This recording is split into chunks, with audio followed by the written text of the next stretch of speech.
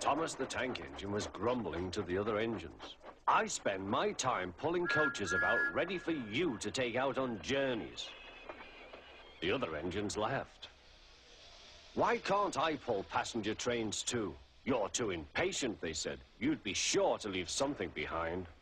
Rubbish, said Thomas. I'll show you. One night, he and Henry were alone. Henry was ill. The men worked hard, but he didn't get better.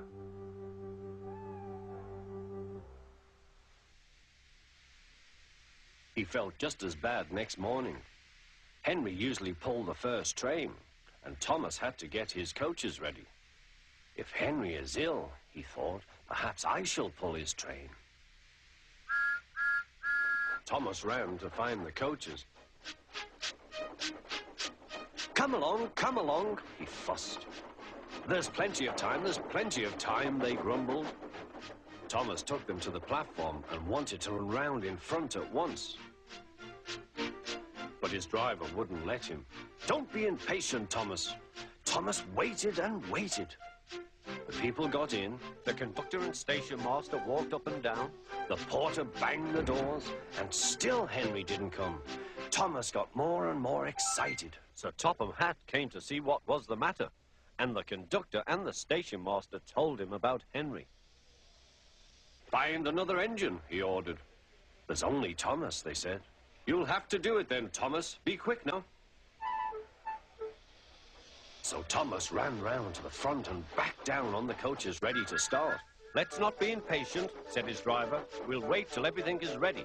But Thomas was too excited to listen. What happened then, no one knows. Perhaps they forgot to couple Thomas to the train. Or perhaps the driver pulled the lever by mistake. Anyhow, Thomas started without his coaches. As he passed the first signal tower, men waved and shouted, but he didn't stop. They're waving because I'm such a splendid engine, he thought importantly. Henry says it's hard to pull trains, but I think it's easy. Hurry, hurry, hurry, he puffed, pretending to be like Gordon. People have never seen me pulling a train before. It's nice of them to wave, and he whistled. Peep, peep, thank you.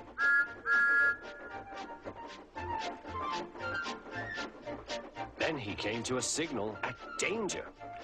Bother, he thought. I must stop, and I was going so nicely, too. What a nuisance signals are. He blew an angry peep, peep on his whistle. The signalman ran up. Hello, Thomas, he said. What are you doing here? I'm pulling a train, said Thomas. Can't you see? Where are your coaches, then? Thomas looked back. Why, bless me, he said, if we haven't left them behind. Yes, said the signalman. You'd better go back quickly and fetch them. Poor Thomas was so sad, he nearly cried.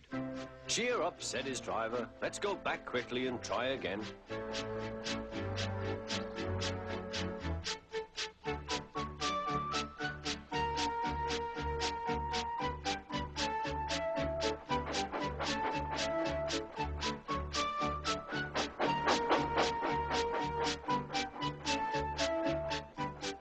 At the station, all the passengers were talking at once.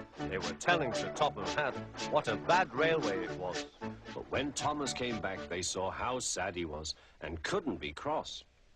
He was coupled to the train, and this time he really pulled it.